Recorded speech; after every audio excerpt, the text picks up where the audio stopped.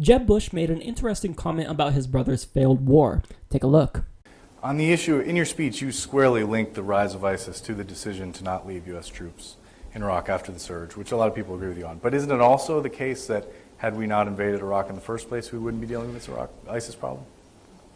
Look, who knows? I mean, that's just such a complicated hypothetical. Who knows? I can't answer that. I'll tell you, though, that taking out Saddam Hussein turned out to be a pretty good deal. What he doesn't realize is that the problem was taking down Saddam Hussein. He wasn't a good guy. Let's not make no mistakes about it. Saddam Hussein was a violent dictator. He repressed Shias. But I mean, this is something that we could have perhaps addressed through sanctions or some other types of means.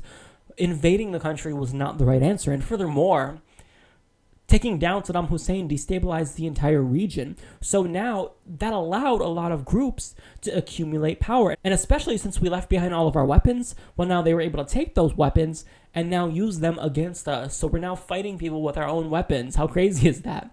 So Think Progress goes over the actual costs of the Iraq War.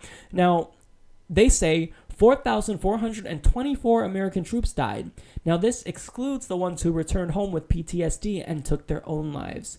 So that's a significant cost.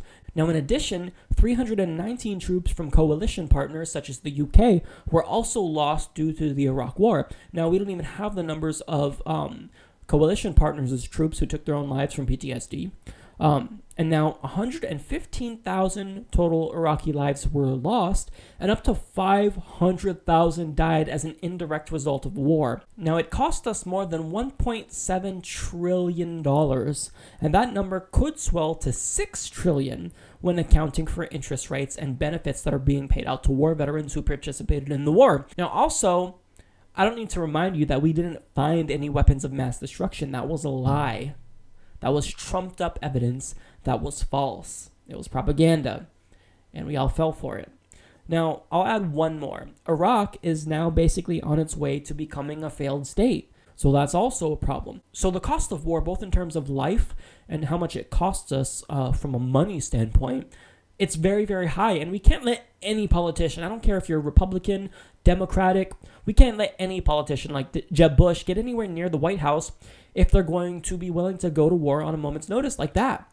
Because the Iraq War was one of the most unpopular in American history, even more so than the Vietnam War. So that goes to show you that they still want to do more. I'm sure that Jeb Bush would want to expand the current war in Iraq. I'm sure that he would beef up our drone wars that we're currently having with Pakistan, Somalia, and Yemen, and also Syria too. And we're not even out of Iraq and Afghanistan. So the fact that these politicians, they're saying that we need to potentially invade Iran. They're not exactly saying it, but you know exactly that that's what they want to do. Some have said it, and come on, let's be real.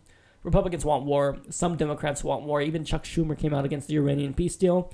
But look, any politician, I don't care what your party is, if you want war, you should not be able to get in the White House unless, here's the caveat, it's for actually protecting the American people.